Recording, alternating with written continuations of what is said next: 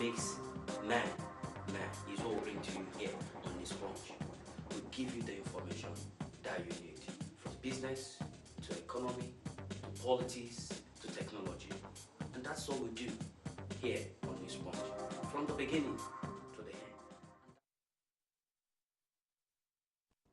Thank you for joining us on the program, and it's a pleasure to have you join us live here from our North London studio. My name is Tunde Alabi. On the program today, we will be talking about a couple of issues. First, we'll be talking about Nigeria, the amendment, the constitutional amendment, and of course restructuring. You will, if you have been following developments in Nigeria, the Senate today voted on a couple of amendments to the Nigerian constitutions, and that included a 35% affirmative action for women as ministers, which was rejected by the Senate. That reads as: Senate rejects 35% affirmative action for women as ministers and 20% for women as commissioners in the state. So it is no longer an issue of constitution for women to be given 35% as a matter of priority by either the state government or the federal government. So the Senate voted that down and rejected that action, affirmative action. And part of the amendment being sought by the Senate, which they voted on today, also has independent candidacy during elections. So it's now going to be a law, constitutional, should the 36 state houses of assembly across Nigeria also passed that amendment for Nigerians to be able to stand for elective offices without being a member of any political party. So that is what the Senate, that is critical in the part of the constitutional reform or amendments regarding election, an approval or support for independent candidacy during elections. So if should this be passed by the Houses of Assembly, then anybody anywhere in Nigeria, you do not need to be a member of any political party. You can actually stand in elective office. And also today, the Senate vote to support a single term for president and governor. We are here to have details about this, but part of the constitution amendment voted by the Senate today is that governors and presidents in the Federal Republic of Nigeria, as from whatever time this constitution comes to effect, will now have to run in a single term. Could be 5 years single term, 6 years single term. We don't have full details of what this is, but the Senate has shown its support for a single term for president and for governors. And also the Senate voted to support separation of the office of the Attorney General of the Federation from that of the Minister of Justice. We know, for those who follow politics and offices in Nigeria, the office of the Attorney General, which is a professional office, because for you to be an Attorney General, you're probably a qualified lawyer with experience, you're probably a son, you're probably, it's a professional area. But the Constitution had lumped the office of the Attorney General with the office of the Minister of Justice. The office of the Attorney General is supposed to be a professional office with its pedigree and with its qualification, and it doesn't necessarily have to be political. While the office of the Minister of Justice is a political, should be a political appointment by, but the 1999 Constitution did lump the two together, but now the Senate has voted in favor of separating the two offices. Also today, the Senate voted in support of the reduction of age of qualification for the offices of the president. So now, as a president, anybody from the age of 35 can contest for that office, and anybody from the age of 25 can contest to be a governor in Nigeria. Senate also approved that the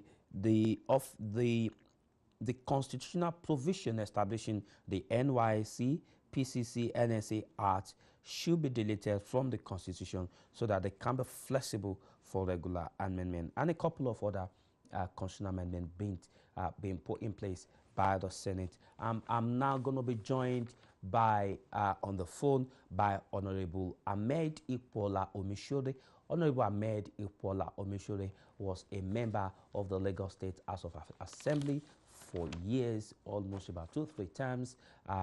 He will be joining us on the phone to take a look at this issue of constitutional amendment and the issue of restructuring in Nigeria. You will also remember that the APC, the ruling party in Nigeria, did set up a committee to review the issue of restructuring in Nigeria, and the PDP has actually accused them of being confused, while some from the northern part of Nigeria are in support of restructuring, are against restructuring. Some in the southern part of Nigeria are clamoring for restructuring. So there's a bit of confusion in the party based on regions where you actually come from, and so the party itself does not have a stand specifically on where it's gonna go at the end of the day on restructuring. But I think the green light for Nigerians at the moment is some of the changes that are being brought into the constitutions of the Federal Republic of Nigeria. And the former chairman of the APC has actually said the 1999 constitution, as it is at the moment, is a landmine for Nigeria, is horrible, and is one of the worst things that can ever happen to any nation. Of course, you remember that 1999 constitution was put together for Nigeria by the military government. And joining me live in the studio is Michael Babatunde. Michael Babatunde pastors Victory International Church here in London. He is also an author. He authors the book Casting Crowns. He's joining me live in the studio here. Pastor Babatunde, thank you for joining us on the program today. It's a pleasure. He's had a wonderful experience across this sphere of the business of journalism before taking on the responsibility of being a pastor for a very long time. He worked for a newspaper in Nigeria. You were with Newspunch. I was with the Punch, and I was also with the Vanguard. So for a very long time, he was with the Punch and he was with the Vanguard. And at a point coming to the UK, he worked with the BBC. So very vast and experience in this business. And also he pastors Victory International Church here in London. But let's go to Honorable Omishore. Honorable Omishore, good evening and thank you for joining us on the program today. Hello, Honorable Omishore. Good evening. Okay. Good evening. Honorable Omishore. Good evening, my brother. Good evening. How are you today? I am fine. You were a former member of the Lagos State House of Assembly, indeed, yeah? Oh, yeah. And you are probably aware that the Constitution of the Federal Republic of Nigeria is being tinkered with by the Senate today, that voted for a couple of amendments into that constitution, and I've read out a couple of such amendments. Let me quickly bring to your notice some of the amendments which I will probably want you to comment on. Initially, the office of the Attorney General and the Minister of Justice these two offices have been lumped up as one in the past, but the Senate today voted to separate the office of the Attorney General and the Minister of Justice. You, as a legislator, a lawmaker, would you think that is a very good decision? It's a very big relief for the rule of law, because hitherto in Nigeria, we have lumped up the two, and we discovered that there is a lot of lapses, a lot of political maneuver that has made the rule of justice in Nigeria a mess. So it's a good relief now that we both for us settle this problem whereby professional ideas are being jettisoned and political mix-up is coming up. Now we have a professional who will interpret the rule of law, who will guide the government in what to do, and then the Minister of Justice, who will be a politician can do anything, and professionalism will not be messed up. So the office of the Attorney General is just going to be like when you talk about the office of the Accountant General of the Federation, that is strictly professional. Yes. But as that amendment stands, until let me come to another amendment. I think one of the biggest in the political arena today is the support of the Senate for the independent candidacy of any Nigerian that wishes to stand for an election. Will that be a very good news to you? That's a good one. It's a very bold step, and I'm surprised that our Senate was, courageous enough to do that. A lot of Nigerians don't like any of the parties because these days you discover that our parties have no ideology.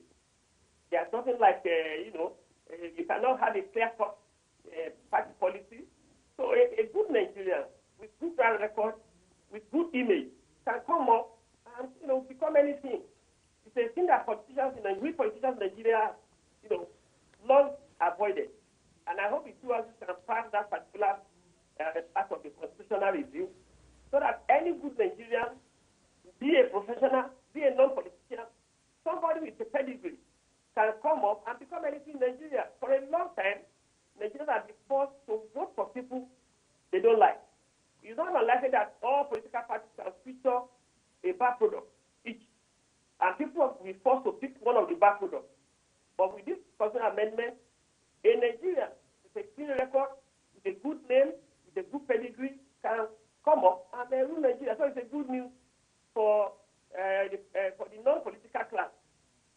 But Honorable, it may be a good news, but considering the Nigerian political environment, but that's going to be an uphill task for any individual who does not have a political background or political backup, who doesn't have the financial backup of a political party or of a godfather, to become anything in Nigeria, considering the political environment. People like you have been before. I want to tell you that, Rome was not built in a day. A good idea might not quickly manifest. It might not quickly work out. It might not quickly work out the way we want it. But once we start it, over the next 2 years, we discover that somebody will come up, that we will not even need to spend money, that even when politicians spend millions, you can spend 100 naira or 1,000 naira and see us with politicians. Come to think of it, Nigerian voting public are tired of most of the politicians. Most of us have been over recycled. Most of us have already messed up. And they are clean Nigerians. They are qualified Nigerians who doesn't like politics, but who has the good image. And I'm telling you, not everything is money after all, but in the immediate future, it might not catch up. But, let's start it. If we have started this in the First Republic, by now, good people would have been imagined. So I think it's in the best interest of the voting public to have a variety. Okay, another landmark change by the Senate to our Constitution, which they voted for today, is the possible support for a single term for the President of Nigeria and a single term for governor. Will that work? Is that a good development? I am telling you, it's like God is passing through Nigeria. In Nigeria, these two terms appear as failure. Most governors will perform very well in their first term, and the second time they will mess up their citizens. This is a bold one, and I think it's going to work. Because if it's only 5, 6 years or 7 years, come there, do what you want to do, then because either so, in 4 years, they pretend they do well, the second time, you discover that they start sleeping or mess around with the public. So I just pray that the two houses will endorse this one so that we can have this in presidency instead of 4 years or 2 terms. Let it be 6 years and let them get away. But it has failed us.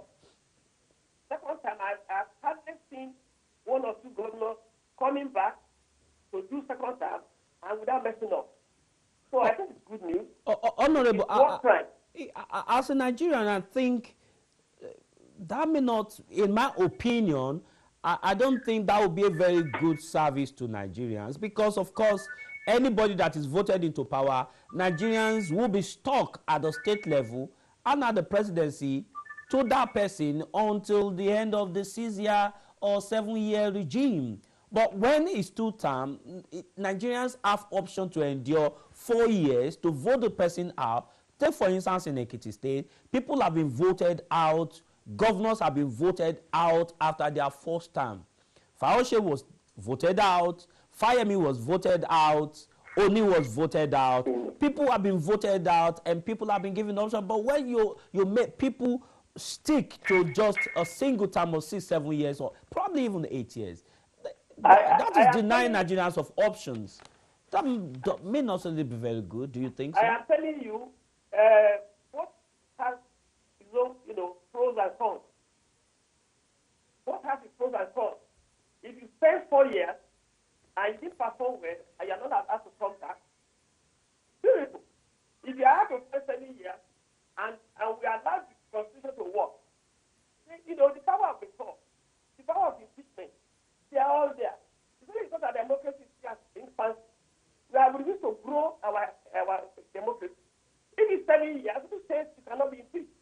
Who says you cannot be removed? But the problem we have is that even those 4 years we are talking about, if a government spends 4 years, it does not misbehave to its party.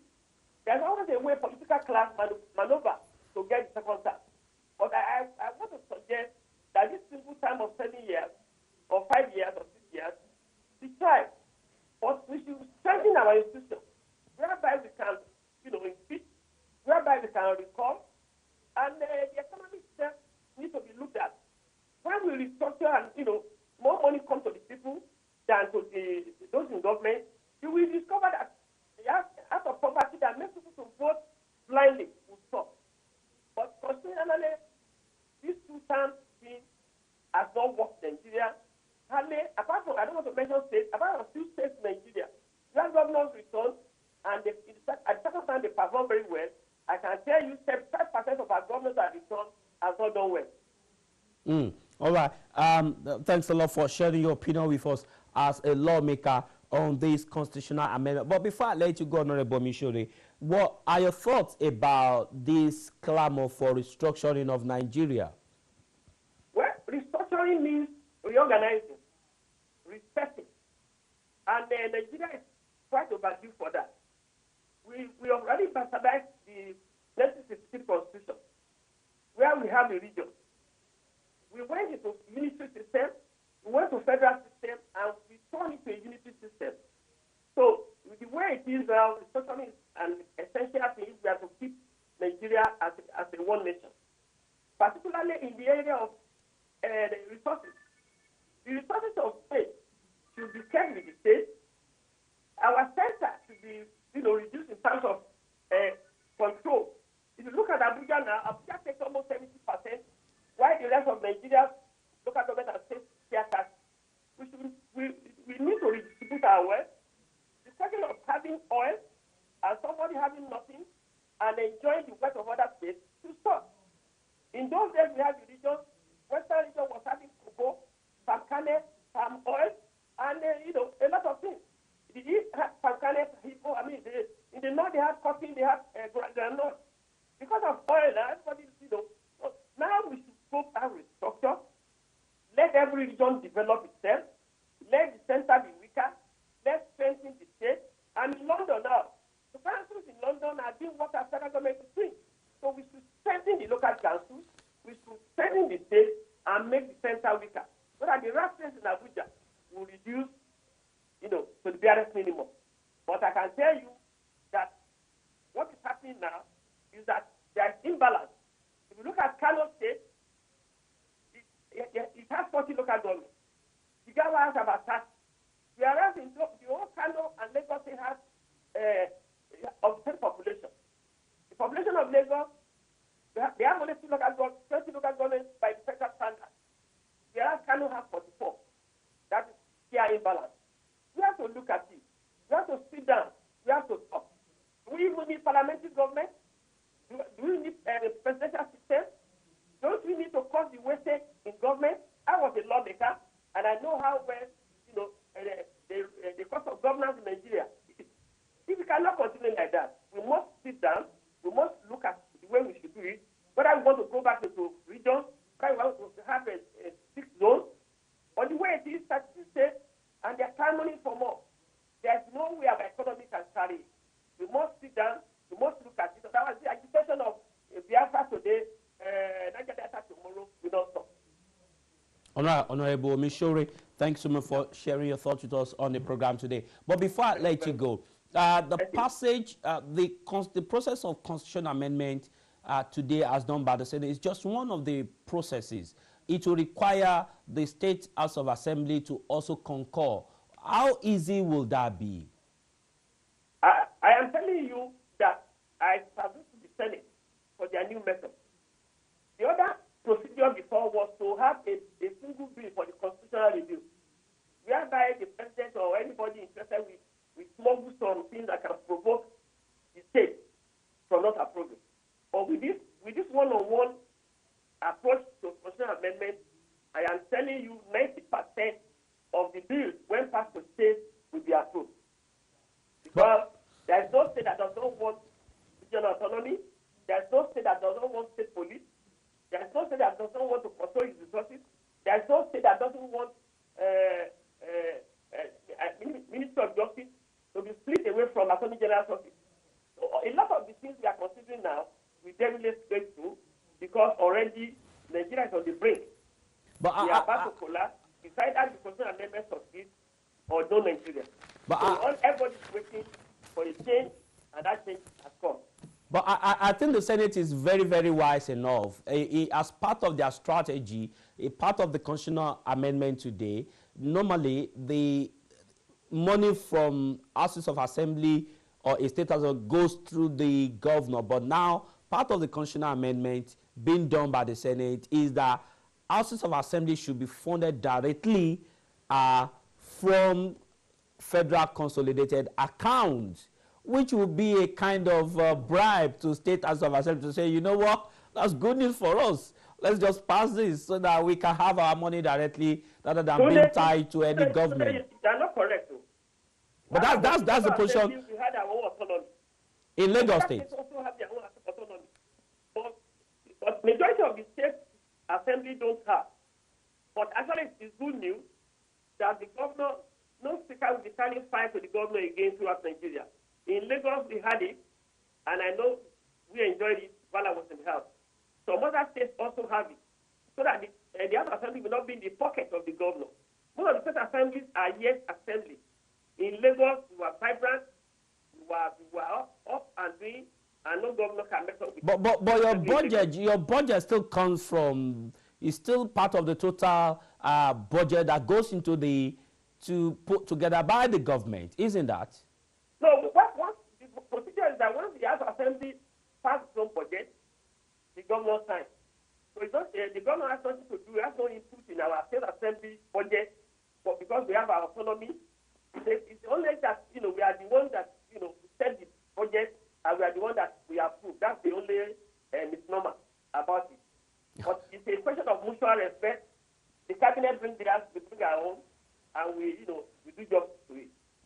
All right, thank you so much, Honorable Omishore Ikwola. Thanks for joining us on the program today. It's a pleasure spending your time with us. God bless. All right, my pleasure. All right, that was Honorable Ikwola Omishore, a former member of the Lagos State House of Assembly, sharing his thoughts with us today on the program on the amendment to the constitutions of the Federal Republic of Nigeria that has been voted on today by the Senate in the Federal Republic of Nigeria. As I said to you earlier on, I'm joined in by Michael Babatunde, a pastor. He pastors Victory International Church, former journalist with Punch across Nigeria, and a one-time employee of the BBC, who today is the pastor of Victory International Church. Pastor, thank you for joining us on the program today. It's a pleasure. I mean, you've listened to some of those things we have raised about Nigeria, about constitutional amendment. What are your thoughts about some of these developments in Nigeria? It's a little bit tiring because this has been going on for a long time. And I think what the Senate is doing today is like treating ringworm while ignoring leprosy. Because there are agitations left, right, and center for different things. There are some school of thought, some people who are agitating that the system in its entirety should be crushed because it's not working. The Constitution was like a trap set for us by the military.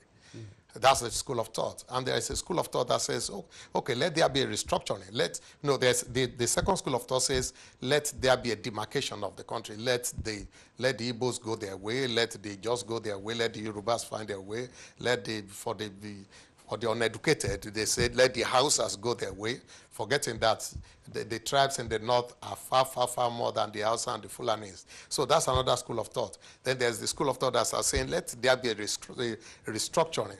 Restructuring may be putting different things in different places to assuage the feelings of some people.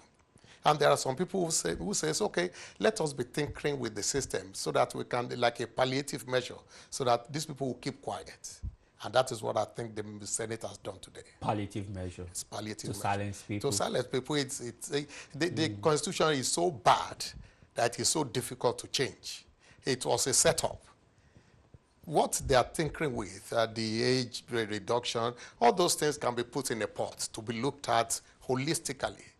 Well, one of the observations of people in the religious school of thought is that if you take a look at the Constitution of the Federal Republic of Nigeria, they say the number of times that Quran, Allah, or Sharia was mentioned in the Constitution is almost about 14 to 20 times, while no single mention of the word Christ, Christianity, or church. Yeah, because the people who put it together, they subtly, at the back of their mind, they wanted to Islamize Nigeria.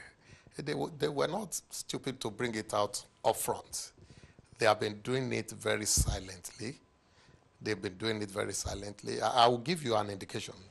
Many, many years ago, there was agitation for creation of states because in Kaduna State, you have the northern Kaduna and then you have the southern Kaduna.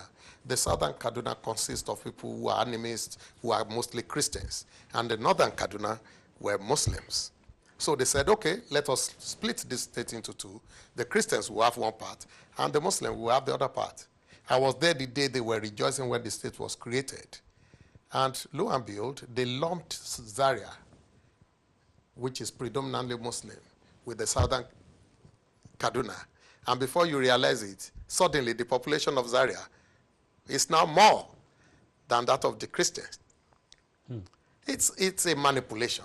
Until people are patriotic, they are truthful, and they really want to live in a peaceful country, we won't be getting anywhere. So in your opinion, you think that there are hidden agenda in Nigeria?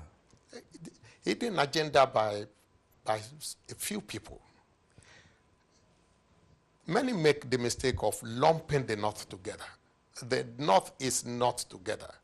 I have a sister who is a Yoruba woman who became a senator in northern Nigeria. So that is how diversified the North can be.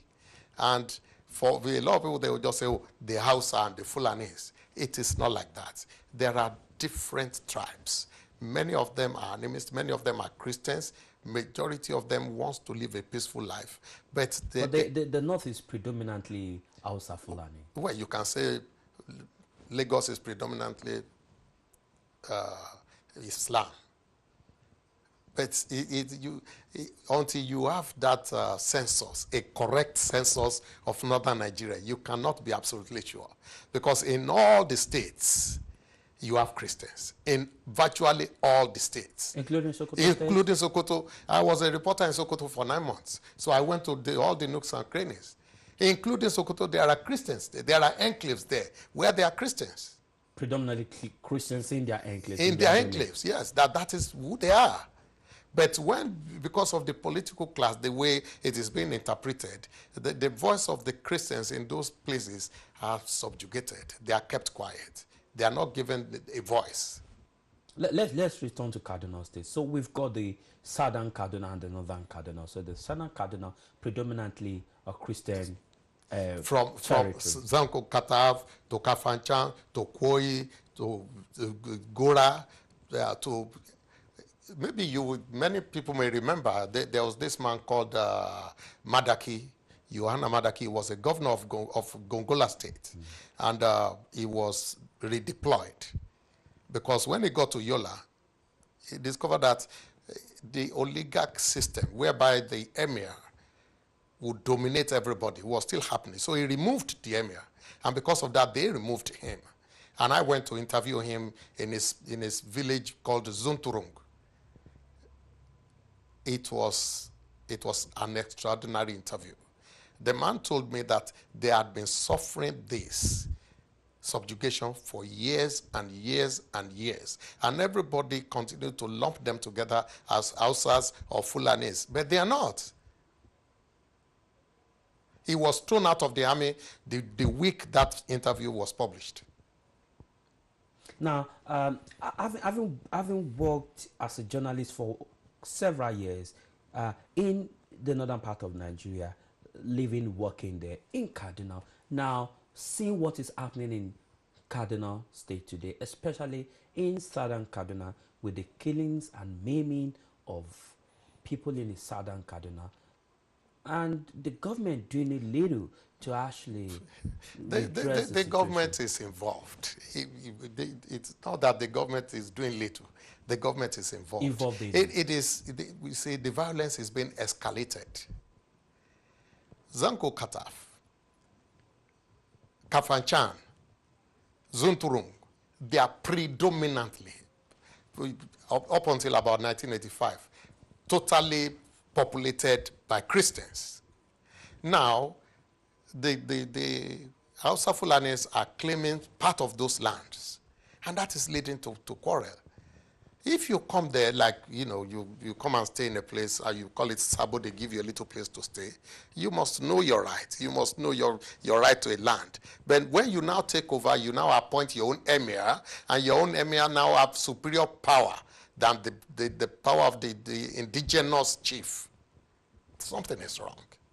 Is that the cause of the crisis? That has been the cause of the crisis. It is because the Hausa Fulanis are fledging their muzzles. And the indigenous people must give way because they are not in power. The governor of Kaduna State, El Rufai, will be paying lip service to it, but at the back of the agenda is to put as many Hausa Fulanis in those places as possible, so that when next there's going to be an election, they will take the place over. But at the moment, they still do a little bit of making the deputy governor a Christian from that part of Kaduna. But eventually, they don't want to do that.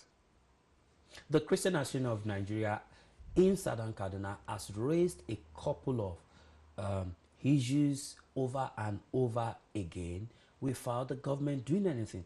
What are pastors in Nigeria? Are pastors in Nigeria united against the violence on Christians in southern Kaduna? Yeah, they are totally united against it. Are you really sure? Yes, but the question you need to ask is, what can they do? I was at a meeting about 4 years ago where they were asking, they said, look, these people are killing us all the time. They were crying to the fathers in the land, the Christian fathers in the land, give us permission to fight back. Give us a reason to fight back. Let us get weapons and fight these people. But Christianity does not allow violence. So we must continue to go on our knees, and we must continue to talk. All right, we're going a very short break now. When we come back, I still have Pastor Babatunde in the house, who will be taking on more issues with me on the issue of Christianity, government governance, constitutional review in Nigeria. And also we'll talk about his upcoming event program organized by Victory International Church called London Power Summit, starting on the 25th of August through to 27th of August, with key bishops, ministers coming in from Nigeria. You don't want to miss this. We'll be back after this. We're still talking Nigeria, politics and religion. Don't go away.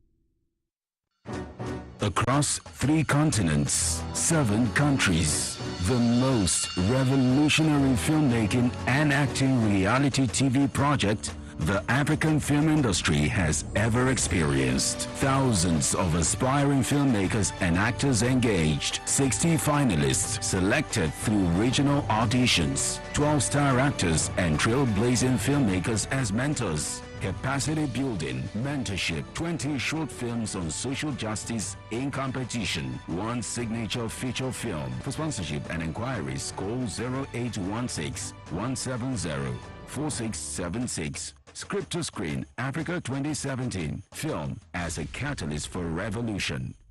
Proudly supported by Ben TV UK.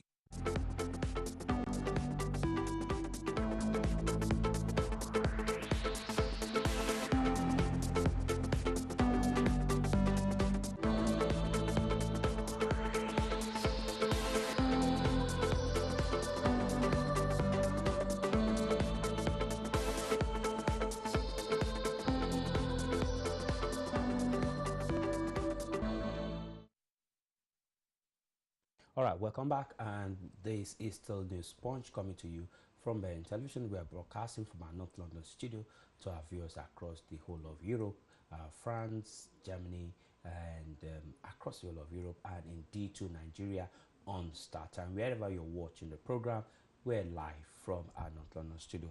I'm still joined by Babatunde Michael Babatunde, pastor. He pastors Victory International Church based here in London. Pastor, quickly, let's leave Nigeria a little bit. Let's come back to London. I mean, what is it like being a pastor, pastoring a church in London, in the UK? I can assure you it is the same thing all over the world, just sharing the word of God.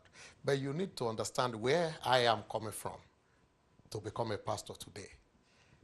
While I was working with the BBC, I wasn't a Christian, very far from it. Somebody invited me to a Pentecostal meeting. They were holding a program like we are just going to hold now. And I went there and I was upset. I felt enraged. What kind of nonsense is this? Somebody is putting hand on somebody's head and they are falling on the ground. I said, these guys are charlatans. What nonsense? So the following morning, I got my tape recorder, went to interview the pastor, did a package of 30 minutes, and lambasted the whole church. And, on BBC? On BBC, it was a program called African Perspective. It went out to the whole of Africa. After the program went out, a lot of people came to meet me to say, are you sure with what you have done? But I felt convinced that, yes, I had done the right thing. But there was this notch in my spirit to say, look, no, you didn't get it right. Not all of them are charlatans. There are genuine people out there who are serving God. There are genuine people out there who are serving God. And it wasn't until about 3 years later that I became a Christian. And then the places where I'd said, no, you are bad, I'm now doing exactly the same thing. My story is just like the Paul. In the book of the Acts of the to Paul. But indeed, genuinely, if you take a look at how media houses, especially the print media, have actually painted Christianity and pastors in this part of the world, and maybe if you look at some of their attitude, it doesn't sound very. Things are looked from the legal perspective. I can't imagine a newspaper I read about a pastor who is accused of selling a Tesco oil of £1.50, olive oil. Tesco made the paper said a pastor sells Tesco olive oil of £1.50 as miracle anointing oil for £500. If you look at that, people reading now say, how can anybody sell a Tesco olive oil for an anointing oil of £500? I told you where I'm coming from. I'm still skeptical about some of the practices in the body of Christ. Some of them tend towards merchandising, but that's not what the scripture is about. This is not what it is. Although they urge to have money is even inside Christianity. A lot of pastors are under pressure to. I went in North London here, not very far from your office. I went to buy a suit for myself, and I went inside the shop. The guy said £200. I said, "Oh, can I pay 180?" He said, "But you said you are a pastor." I said, "Yes, I am." He said, "You are not a pastor." I said, "I am." He said, "But other pastors that have come here, whatever I call it, that's how they buy it." He said, "There's the guy, I won't mention him. When he comes here, he buy like 10 or 20. I said, "Well, I'm sorry. I am a pastor. This is what I can afford." So I left his shop. So there are people who want to live that life. They want to ride limousine, who are not up to jet, who wants to ride jet. So they will cock up different kind of things to be able to take money from people. But that is not what I will do. There are some of us who have, I retired from the BBC at the age of 40 because I believe that I have gone through the span of this career. I worked with The Punch for like 9 years, with Vanguard for about 1 year, for BBC for 13 years, and I felt that was enough of me giving my time to other people. And then I went into business for myself. I have done very well for myself, but I want to serve God. The experience that I have had, I want to be able to pass it on to other people. My experience, I have had encounters with God, which translate to miracles. That is what I want to be able to tell others and to encourage them to experience the same thing. I enjoy a peace now that I cannot explain. It can actually a Tesco olive oil, according to that paper I will mention, be transformed anybody into who does an that, anointing oil, it is merchandising. not even without selling. Let's say without selling, you say people buy oil, they go into Tesco and buy Tesco olive oil or buy whatever oil they want to buy. Somebody says that's a miracle oil. If you buy it, if you have an oil in your office today, you bring it to me as I'm sitting down here. If I lay my hands on it and I pray on it, it is no longer the oil that you bought. It is no longer the chemical that you bought. There is something that has been impacted on that oil. That So makes all the difference. won't the pastor be justified to say there You are not, the Bible said, freely you were given, and freely shall you give. It is up to whoever wants to be, who wants to give you, to decide in their hearts. What principle guides Victory International Church, where you pastor? Integrity. Integrity. Integrity. And number 2 is the belief that miracles still happen. Miracles. But the word miracle seems to be a word that is very scarce in the United Kingdom. People are running away from it, but we are experiencing it. Members of my church are experiencing it all the time. Miracles still happen. My sitting here today is a form of miracle. I have seen the diverse work of God. In the modern world, people are sharing, they are running away from mentioning that word because the liberals have eroded it. They don't want you to mention it because they will ask you, come and prove it. Come and prove it. Is it scientifically proven?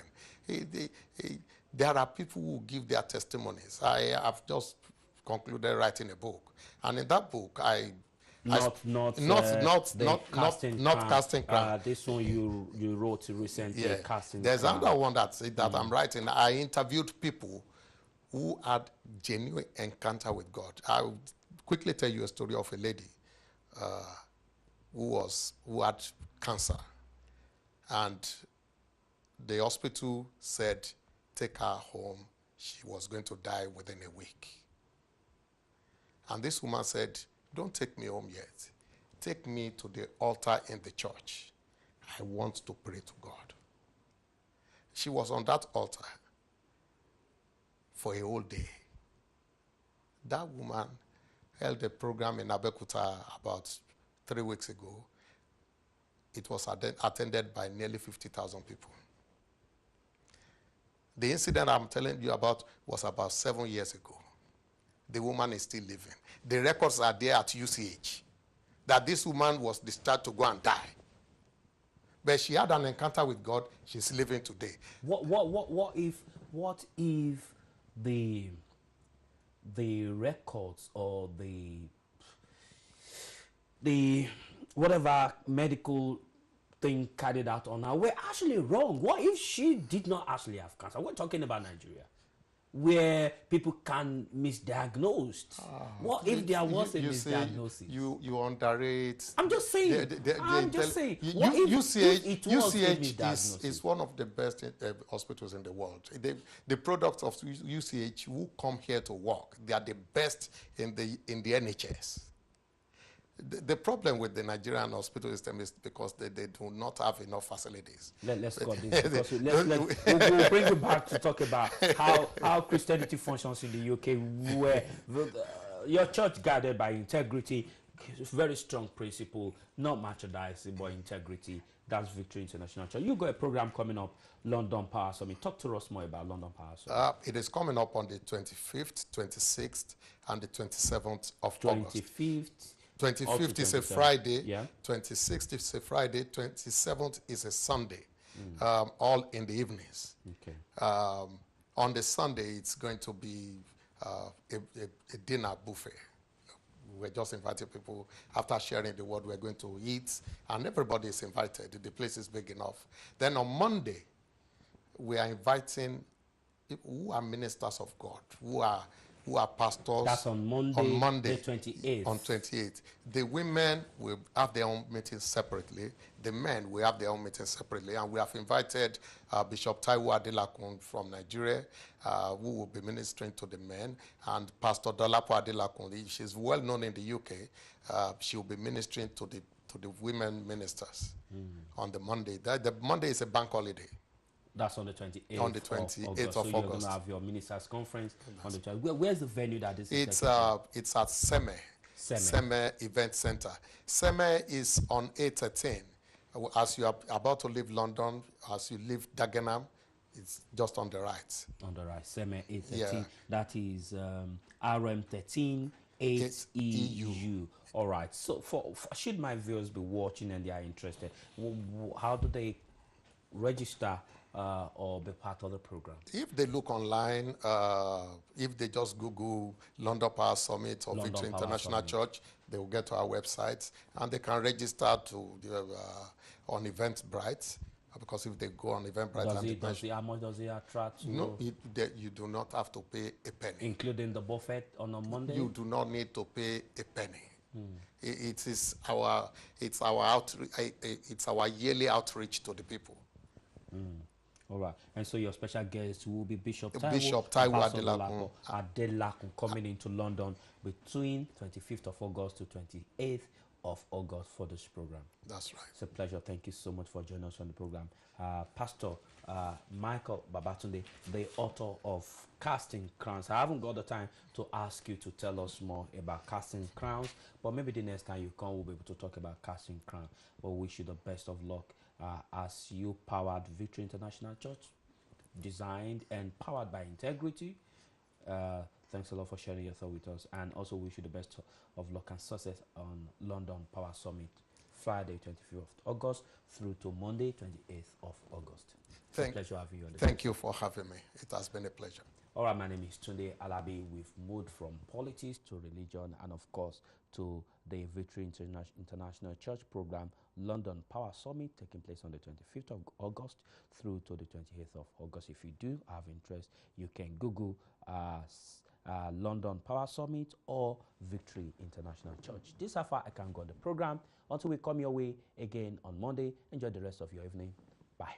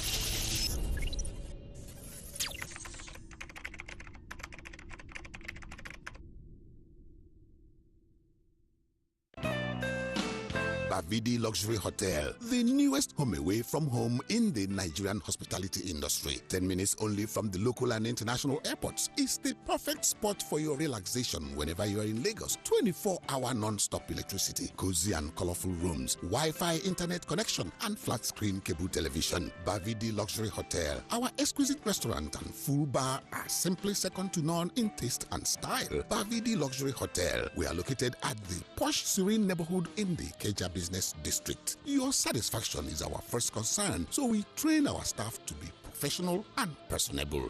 Bavidi Luxury Hotel, number 20 Moshuda Bella Crescent, Ikeja, Lagos. Telephone +234 1291 7929 +234 708 287 7512. Bavidi Luxury Hotel, the new home away from home.